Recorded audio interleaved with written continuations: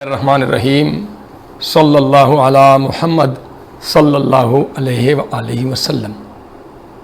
انسان سہل پسند واقع ہوا ہے اور اس کی کوشش ہوتی ہے کہ وہ کم محنت کے ساتھ زیادہ نتائج حاصل کر سکے۔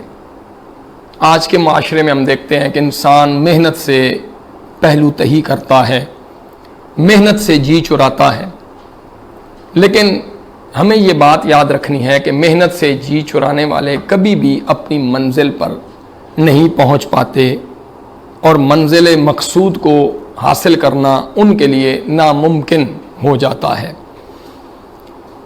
اس سفر کے دوران کبھی کبھار ہم پر مشکلات آتی ہیں، ہم مشکلات سے ڈر کر اور گھبرا کر اپنے راستے بدل لیتے ہیں، اس کے نتیجے میں بھی منزل ہم سے کوسوں دور ہو جاتی ہے۔ ہمیں اس بات کو ذہن میں رکھنا ہے کہ ایک چیونٹی جو بظاہر ایک حقیر ترین کیڑا ہے، اس چیونٹی کو دیکھیے تو آپ اگر اس کو کبھی روکتے ہیں تو وہ چیونٹی آپ کی اس رکاوٹ کے ساتھ لگ کر اپنا راستہ بدل لیتی ہے۔ اگر آپ کسی دوسری جگہ پر اس کے سامنے رکاوٹ ڈالتے ہیں تو وہ اپنا راستہ پھر بدل لیتی ہے، لیکن کبھی بھی اپنی منزل کی طرف پیش قدمی سے انحراف نہیں کرتی۔ اسی طرح مثال پانی کی لے لیں، پانی کو جب بھی کبھی آپ باندھ کر روکنے کی کوشش کرتے ہیں تو پانی اپنا راستہ بدل کر پھر اپنی منزل کی طرف رواں دواں ہو جاتا ہے۔ بالکل یہی مثال ہے کہ جب تک ہم مستقل مزاجی کے ساتھ اور کامل وابستگی اور کمٹمنٹ کے ساتھ اپنی منزل کا تعین کرنے کے بعد آگے نہیں بڑھیں گے، تب تک ہم کامیابی کا زینہ طے نہیں کر سکیں گے۔ آج بدقسمتی سے ہمارے معاشرے میں یہ چلن ہے کہ ہم دوسروں کی کامیابی کے زینوں پر اپنی کامیابیوں کا اعلان اور اپنی فتح کا اعلان کرنا چاہتے ہیں، جو ہمارے معاشرے کے لیے، ہم سب کے لیے زہر قاتل ہے۔ ہم برداشت سے عاری ہو گئے ہیں، ہم مشکل سے گھبرانا شروع ہو گئے ہیں، ہم تکالیف کا سامنا کرنے جیسی صفت سے عاری ہو چکے ہیں۔ یہ بات ہمیں یاد رکھنی ہے، ہم فرد ہیں تب بھی، ہم تنظیم ہیں تب بھی، ہم ادارہ ہیں تب بھی، کہ جب ہم آسانی ہی ڈھونڈتے رہیں گے اور مشکل کو برداشت نہیں کر پائیں گے، فیس نہیں کر پائیں گے، تو پھر ہمیں کبھی بھی منزل اور اپنی مرضی کا نتیجہ نہیں ملے گا۔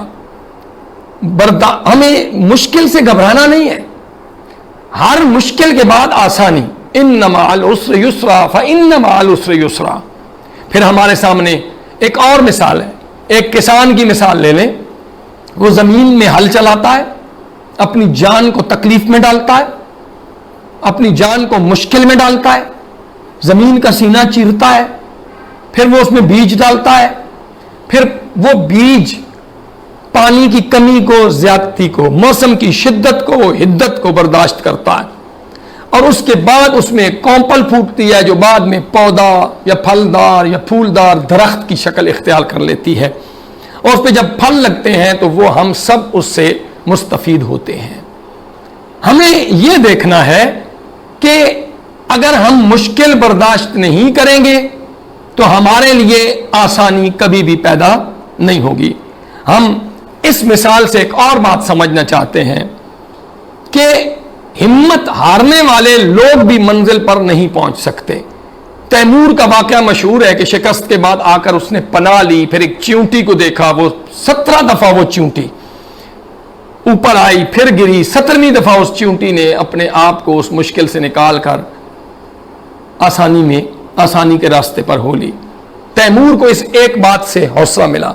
ہم اس بات کو بھی ذہن میں رکھتے ہیں، ہمارے لیے سب سے بڑی مثال اور رول ماڈل حضور رحمت عالم صلی اللہ علیہ وسلم کی ذات ہے۔ کہا گیا کہ آپ دین حق کا راستہ چھوڑ دیں، آپ نے ایک جملہ ارشاد فرمایا تھا، آپ نے فرمایا تھا اگر میرے ایک ہاتھ پر سورج اور دوسرے ہاتھ پر चांद रख दिया जाए तो तब भी मैं इस रास्ते से नहीं हट सकता। जब हमें अपनी नस्बुल ऐन का यकीन हो जाता है और हम पूरी जिद्दोजहद पूरी ताकत के साथ हम करते हैं तो हमें कामयाबी मिलती है। फिर आप देख लीजिए कि क्या फकीदुल मिसाल कामयाबी अल्लाह रब्बुल इज्जत ने दी है। आज हम पूरी ताकत से मैदान अमल में उतरें तो आज भी फरिश्ते हमारी मदद को आ सकते हैं। वो किसी इकबाल ने कहा था, फिजाए बद्र पैदा कर फरिश्ते तेरी नुसरत को उतर सकते हैं गर्दों से कतार अंदर कतार अब भी। तो लुब्बे लुबाब ये है कि मुश्किल से हमने घबराना नहीं है, मुश्किल को फेस करने का हौसला हम में होना चाहिए। अगर हम रास्ते में रुक जाएंगे तो फिर कभी भी मंजिल मुराद पर नहीं पहुंच सकेंगे। वो ख्वाजा हैदर अली आतिश ने कहा था कि थके जो पांव तो चल, सर के बल ना ठहर आतिश, गुले मुराद है मंजिल में खार राह में है। बस कामयाबी हासिल करने का एक ही जरिया है कि हम पूरी ताकत से हम मैदान अमल में उतरें, मुश्किल को बर्दाश्त करें, रास्ते की तकालीफ को फेस करते हुए अपनी मंजिल तक पहुंचने के लिए अपनी जिद्दोजहद जारी रखें, पेश कदमी जारी रखें। यही कामयाबी का वाहिद जरिया है।